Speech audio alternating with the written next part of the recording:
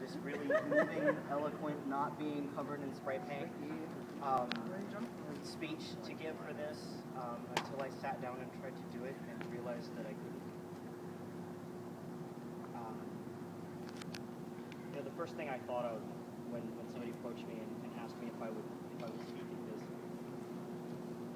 was a conversation that I had with my mother earlier this month. She had a conversation with a young man over election season. It goes nowhere, in which he said that he was voting, yeah, but he was more concerned about the economy. He didn't care about social issues. Now, my first thought as a nerd is to say, yep, that's how Hitler got elected. My mother was a little bit more eloquent in her response, and she said, you don't understand it, and you don't recognize it now. But those social issues that you think aren't important have names. And every single name on the other side of this rock is to people like that a social issue. And today you all came here and you wrote a series of 256 names or lack thereof. Because that's the only thing we can do to remember these people. In the past 2 years, a lot of things have happened with the transgender community that have been wonderful. Poland elected a transgender official. First country in the EU to do it. When Poland is ahead of the curve, guys, we're a little behind. Not to say that we don't have transgender officials in the United States, but none of them are elected. They have an MP who was elected, openly transgender. Lana Wachowski came out. That was cool. We even got a little nod in an episode of Doctor Who. That was kind of nice. We also lost 3 activists this year. January Lapousse from Canada was killed. Agnes Torres from Mexico was killed. And I'm going to butcher this name. Tapelo Makuple in South Africa was killed.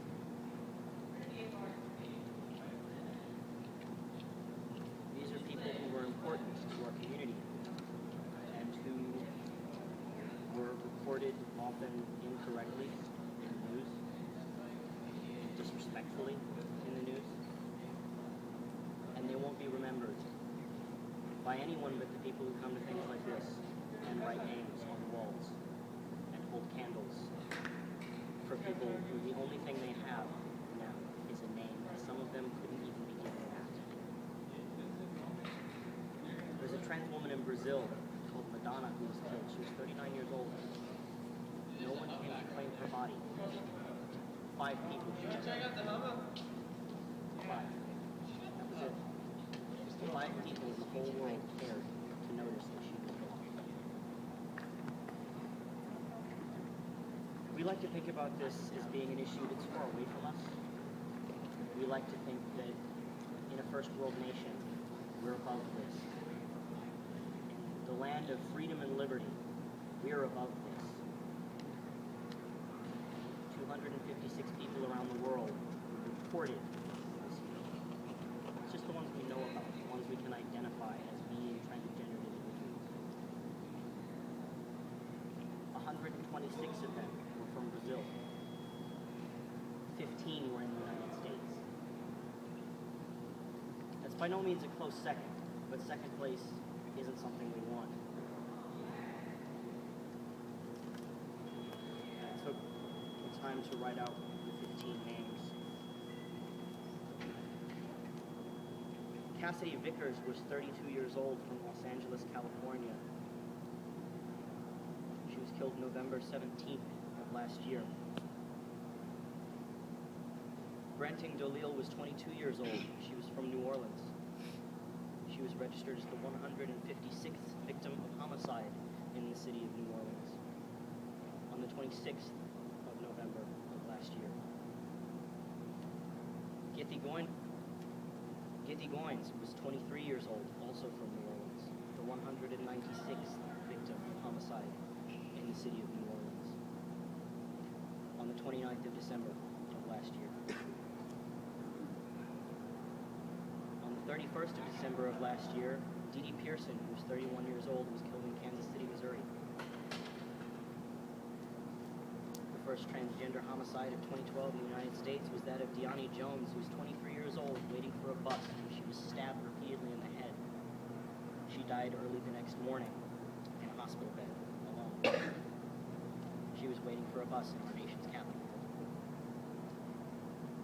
Rosita Hidalgo was killed in Miami, Florida on March 15th. Her age was not reported. I couldn't find out much about Rosita. I know that she was an immigrant from Cuba who had been here for about 30 years, and that she loved chihuahuas. She worked as an escort and was killed by a client. Her neighbor and close friend said he wasn't surprised to see that she had been killed in so violent a way, but that he would miss her dearly. Terrell Jackson was 23 years old and killed in Riviera Beach, Florida, on the 24th of March this year. Terrell was reported as a transvestite prostitute in the newsbook. Coco Williams was 35, killed on April 3rd in Detroit.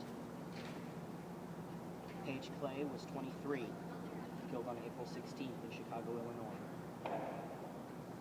Brandy Martell was shot sitting in her car on the 29th of April in Oakland. She was 37. Tracy Johnson was killed on the 5th of July in Baltimore, Maryland. She was 40. Tiffany Gooden was 19 years old. She lived in Chicago. She was killed on the 14th of August. Kendall Hampton was 26 years old and killed on the 29th of August in Cincinnati, Ohio. Kira Cruz was 27 years old when she died on the 3rd of September in Philadelphia.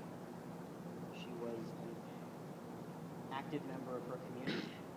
She was a volunteer with the local Latino HIV clinic, where she counseled people who had recently discovered their status. Janet Tovar was 43 years old when she was killed the 15th of October in Dallas, Texas, in our own backyard. She was beaten to death by a boyfriend.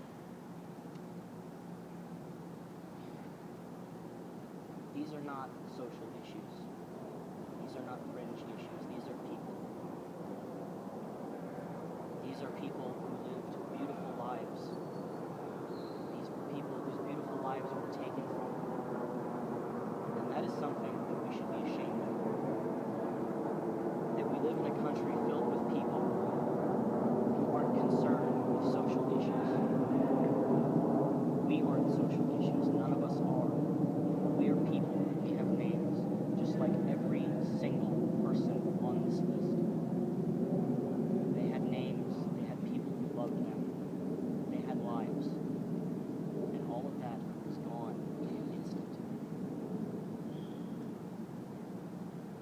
So when it comes to be November 20th, and you think about your week-long break and the exams you're not ready for, take just a second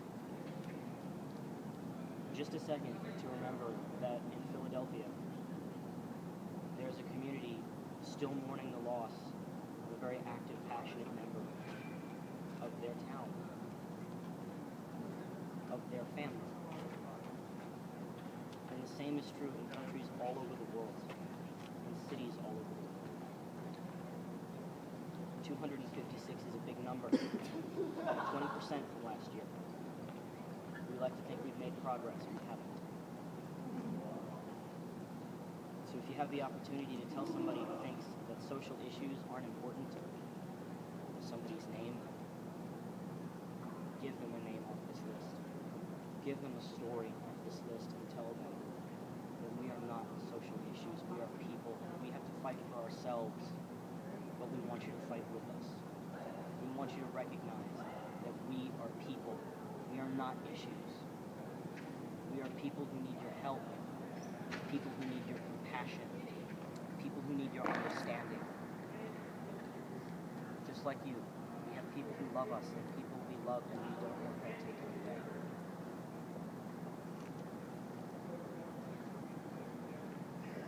This year actually marks the 10-year anniversary of Glenn Averoigne's death. She was 17 years old, living in California. She was at a party one night,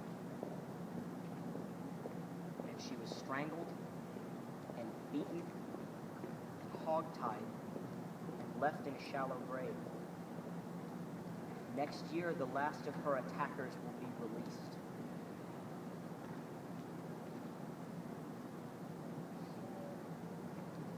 "11 years is not enough time to serve for taking someone's life. It's not long enough. And to know that her life was ripped away from her viciously in an instant that she didn't choose. She did nothing to deserve. And he gets out in 11 years and goes back to his life. Gwen wasn't a social issue. She was a beautiful young girl with her whole life ahead of her, a family who loved her. Over 20 years ago now, Brandon Tina wasn't a social issue.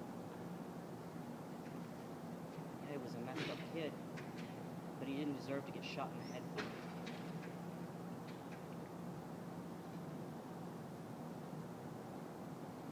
In 1988, Venus Extravaganza didn't deserve to be strangled and left under the bed in a seedy motel room for a week before someone would find her. In the famous documentary Paris is Burning, she mentioned that what she really wanted was to one day look beautiful in a white wedding dress. That day never came.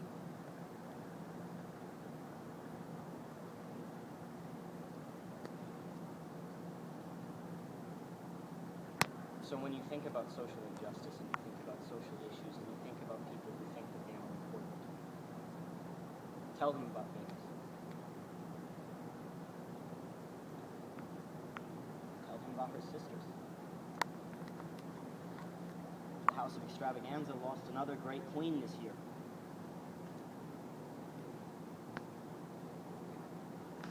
That's two in one family group. Makes me sick, and there's nothing I can do about it. I get up here and I talk like my words mean something.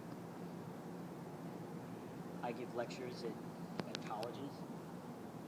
I try to tell people that I'm not any different than they are. I try to tell people that when I get up in the morning, I hit the snooze. I don't want to get out of bed either. When I go out, I want to have a good time. I want to be a normal person, and I have that opportunity. And I do it because I'm not any different than them. Most of the time they understand.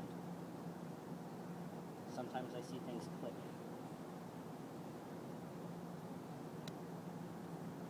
But for every person that I talk to, for every person whose mind I change, for every person who gets a glimpse into what it's like to be afraid every day,